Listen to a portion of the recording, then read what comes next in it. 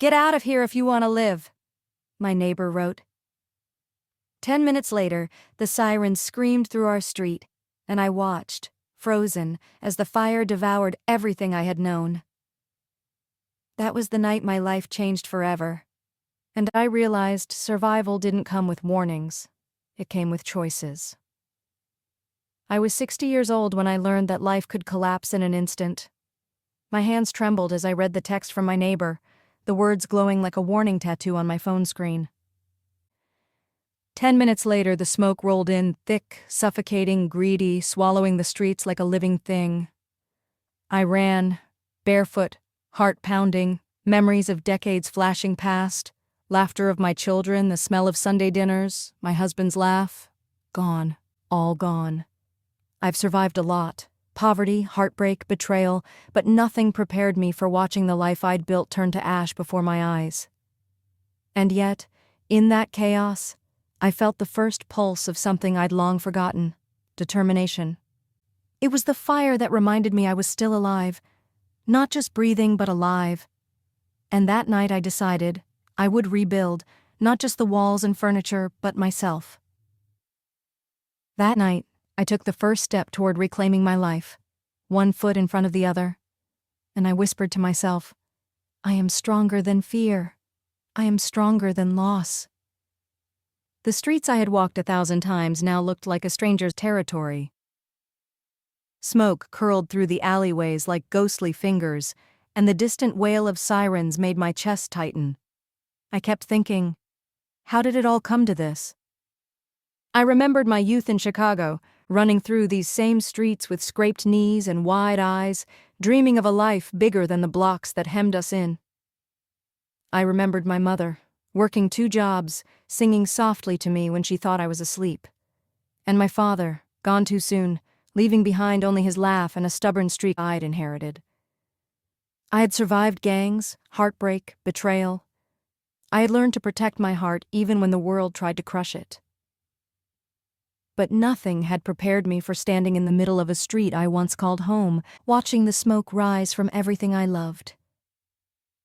I walked past familiar storefronts, past the corner where I had bought my first candy bar, past the church where I had prayed for guidance. Every step was a reminder that life is fragile, that safety is never guaranteed, and that courage isn't always loud. It's the quiet decision to keep moving forward.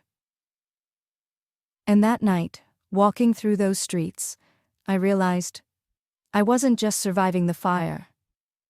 I was surviving my own fear, my own doubt, and the ghosts of a past I thought I had buried. The morning after the fire was quiet, almost unreal. The streets were littered with blackened debris, and the smell of smoke lingered in the air, clinging to my clothes, my hair, even my skin. I wandered among the ruins of my life, touching charred wood and twisted metal, each piece whispering stories of the past.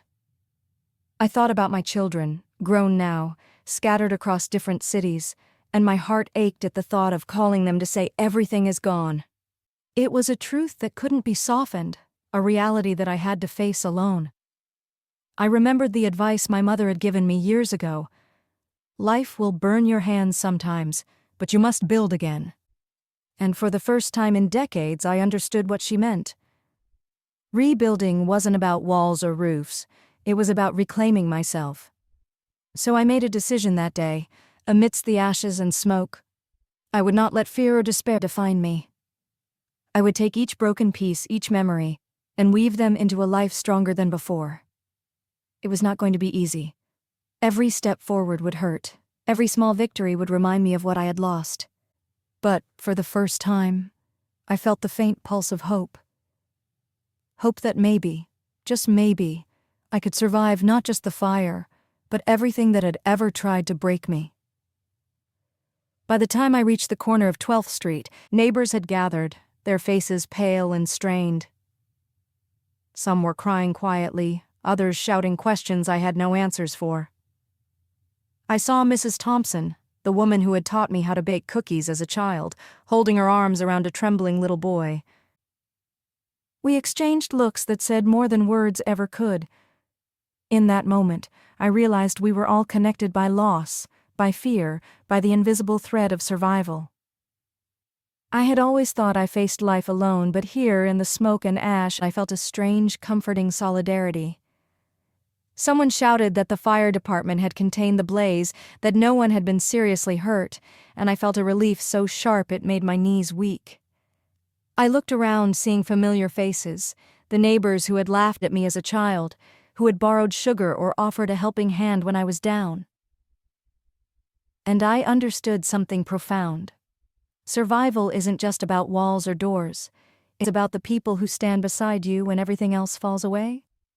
That evening, I sat on the curb, watching the last wisps of smoke rise into the sky. I whispered a silent thank you to the universe, to my family, to my neighbors. And I promised myself, no matter what comes next, I will face it with courage, with patience, with love. The next morning, I walked back to what remained of my home. Walls charred, windows shattered, furniture reduced to splinters. It was all there, the evidence of everything I had loved, destroyed. I stood in the doorway, feeling the weight of years pressing down on me. And yet, as I sifted through the ashes, I found fragments of my past. My grandmother's old photo album, a burned but still readable recipe card, a necklace I thought lost forever. It was a reminder that even in destruction, pieces of life endure. I began to make a plan. First, the essentials: clothes, identification, money. Then, slowly, I would rebuild not only the physical space but the routines, the rituals, the laughter that made this house a home.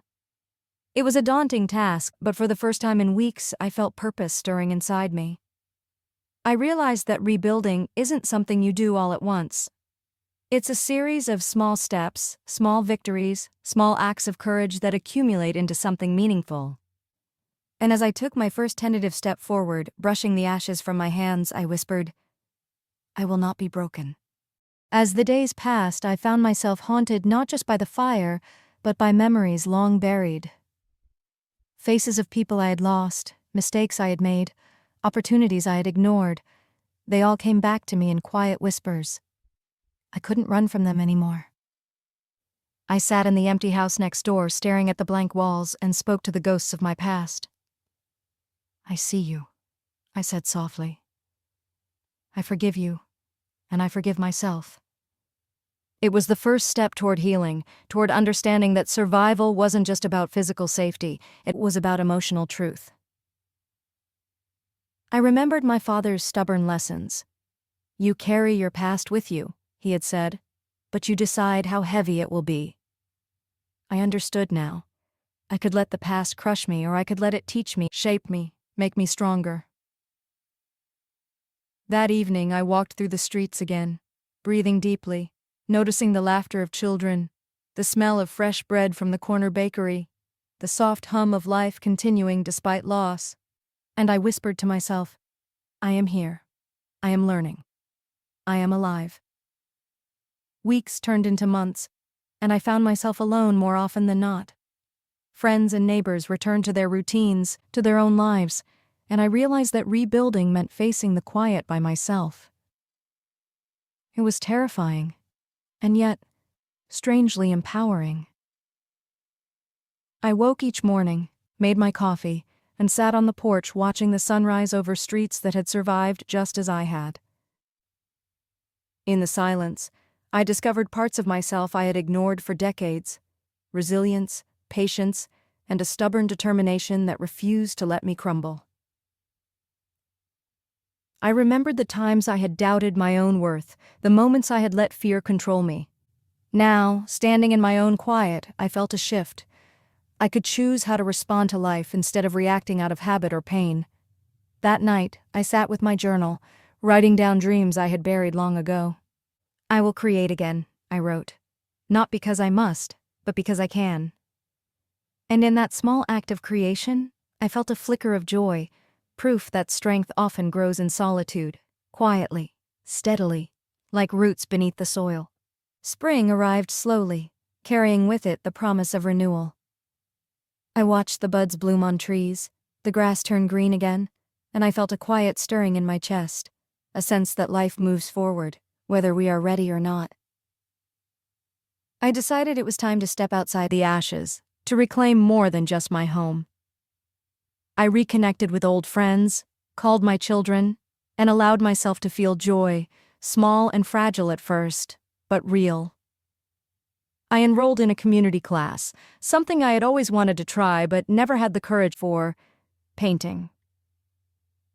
At first my strokes were hesitant, unsure, but soon colors flowed, blending like the memories I had buried and the new life I was creating. With each canvas, I felt my spirit lift. I realized that beginnings can appear at any age and that the courage to start again is often born from pain. And as I hung my first finished painting on the wall, I whispered to myself, "This is my life, and I will paint it with love." Lessons learned. Years of struggle and survival had taught me more than any classroom ever could. I understood that life is fragile, but our spirit can be unbreakable. Every scar, every heartbreak, every burned house had left me with lessons written not in books, but in my very bones. I spent afternoons mentoring younger women in my community, sharing my stories, listening to theirs. I realized that strength isn't just about enduring alone, it's about helping others find their own courage. I forgave people who had wronged me, not for them, but for my own peace. I let go of grudges and in doing so felt my heart grow lighter, more open to love and connection. One evening, as the sun set over the neighborhood I had always called home, I stood quietly, reflecting on the path I had walked. "I have survived," I whispered. "I have learned, and I have grown." And in that quiet moment, I knew that my journey, with all its pain and triumph, had created a life worth living. The years had taught me patience, resilience, and the quiet power of hope. I had rebuilt my home, my spirit, and my life, piece by piece, lesson by lesson. I spent mornings in my garden, feeling the sun on my face, listening to birds sing, savoring the ordinary miracles that I had once taken for granted. I walked the streets of my neighborhood, greeted by familiar faces, children laughing, neighbors sharing stories. I had learned that life is not about avoiding fire or pain, it is about choosing how to rise after every fall. I had learned that forgiveness is not a favor for others, but a gift to yourself. And I had learned that love, in its many forms, is the glue that holds the pieces of life together. Sitting on my porch at dusk, I whispered to the wind, "I am grateful. I am whole. I am at peace." And in that quiet, I felt it, an inner calm that comes from knowing you have lived, suffered, forgiven, and loved. My story is not just mine. It belongs to every person who has faced loss, who has stumbled and fallen, and yet found the courage to stand again. And if you listen closely, you can hear it in yourself, the strength, the hope, the quiet, unbreakable fire within.